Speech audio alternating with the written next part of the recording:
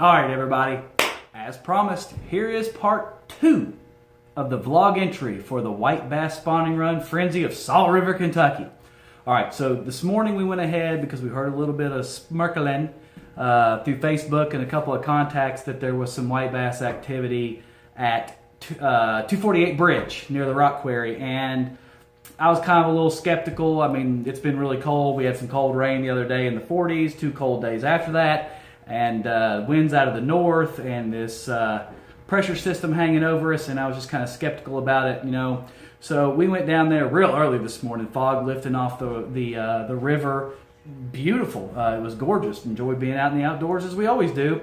But you know, we tossed a little bit. Water still clear as can be.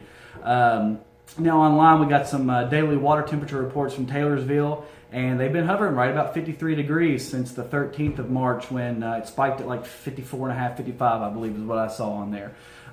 So we went ahead and decided we'd go ahead and do another run at it because it was supposed to get a little bit warmer over the weekend, but the winds were still coming out of the north. So we went, checked Bridge 248, and nothing there. We fished a little bit, seen nothing in the water, still crystal clear, and had absolutely zero activity.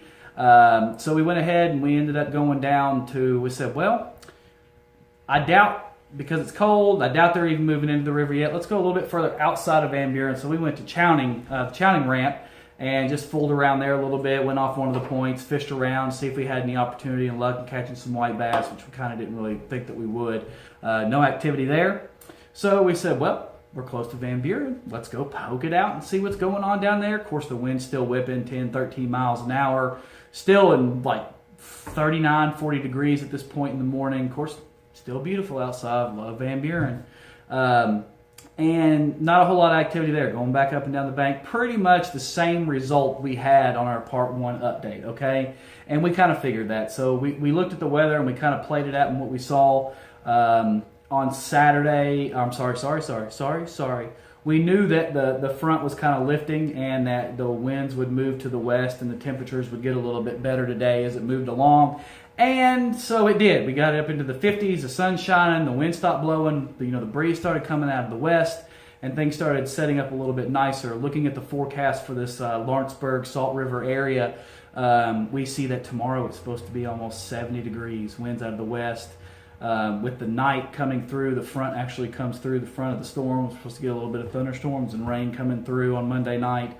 Tuesday, it's supposed to be in the high 60s with some rain. So right there is some really good setup for the white bass this week, okay? Because we're going to have some water levels come up. Water's going to move a little bit more, murky up the water. And our water temperatures, which are really already primed in the low 50s at Taylorsville to make the run, but we're going to bring the creek water levels up, I think, as far as the temperature goes, and really help that out. So Monday and Tuesday are looking good to get things started. So then we look, and Wednesday it gets a little bit colder. We got some more north winds coming in. The high's only going to be about 47, but that's okay. I don't think that's going to put us in too much of a funk, okay? Because immediately that night, I mean, this front and this pressure system gets pushed right out. Winds start coming out of the southwest. We start seeing 60 and 70 degree weather again. 60% chance of rain on Saturday and Sunday. So I really think this next 5 to 7 day forecast is a perfect setup for the white bass run. My opinion, not a professional. Don't hold me to it, okay? So as the day went on and the sun started shining, things got a little bit better. I got a little bit lazy.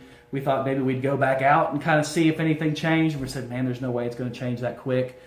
We all know it takes a couple days for the front to go through to kind of get the fish off their sluggish edge anyway, no matter what species you're fishing for, right? So we decided, we'll just head down to dry dock and see if we can catch any smallmouth and just fool around, enjoy the weather, and play around and enjoy ourselves. And we were there about an hour and a half, and we were starting to wrap it up, and you could tell the wind started shifting, the temperature started getting better, that sun been beating down a lot longer, and lo and behold, we see a school of about 200 fish. Actually, before that, we'd see nothing. But as the winds changed and the sun started beating down more, and that went on for a while, and the water started warming up just a tad from that, we started seeing a lot more activity from actual, largemouth bass. Yes, there are green, largemouth bass there. We saw plenty of them, and there's no question that that's what they were.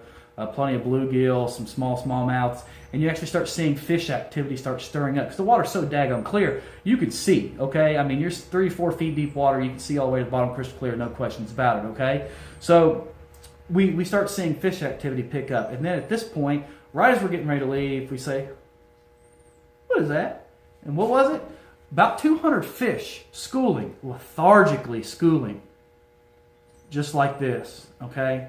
We start paying attention to them, and all we can tell is they're a little dark on top. You know, it just looks like a normal fish, and I'm like, man, that almost looks like bass. And as we start paying a little bit more attention to it, so let's toss into it and see if we can get them to react. Well, you toss into it, lethargic. We did this for about 20 minutes, and then as things started to progress, these fish started getting a little bit faster, okay? We started getting them to the point where they were schooling a little bit faster. They'd flip, then we saw what they were. They are white bass.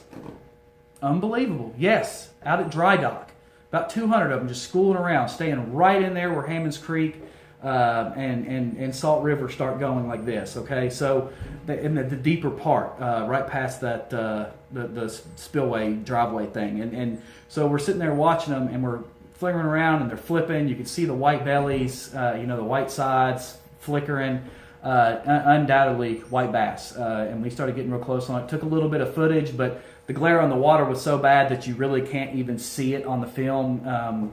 But you might be able to make a little something out in the film that we took of the fish, from above water. But the glare was so bad from the sun that I don't think it's really hard to see. But we promise, okay, we saw it. So then that says, man, that just doesn't make any sense.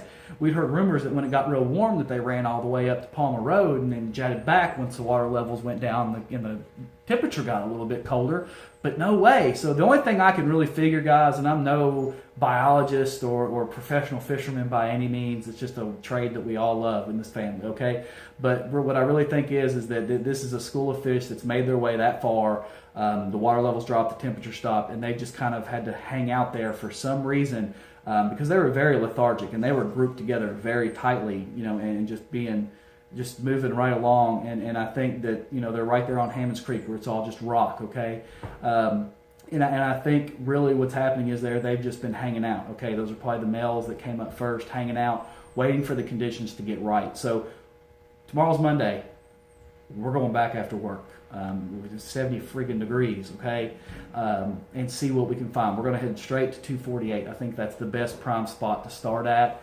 Because that's generally, from what I hear and what I've known is that's how far they make it, and then as things progress, they start getting a little bit farther. Obviously, we got to wait until the males get upstream and the females come up after them. So I think this week is going to be a really good Kickstarter for all this, and we're going to continue to keep you up to date, okay? So we'll go out tomorrow, we'll find a little bit more, we'll continue to head out this week as things go along, and we'll keep you posted. We'll share as much as we can. You got any information, feel free to post it in the comments on Outdoors in the Bluegrass. Find this video on our page and post a comment, and we'd love to take your feedback. We got a couple fans already who are going to most likely be joining us for this run if they can get to it whenever it happens. We'd love to have you. So just comment on the post of this video, and we'll get in touch with you, and you can provide any tips or facts that you want to share, because we know all fishermen don't like to share, and that's okay. We do. So let's have some fun. You enjoy the rest of your evening. Wrap up your weekend. Enjoy as many hours of it as left as you possibly can, and we'll be chatting to you throughout the rest of the week and let you know what's up, what we find on the White Bass Spawning Run Frenzy of Salt River, Kentucky 2017. Have a wonderful night. Thank you very much.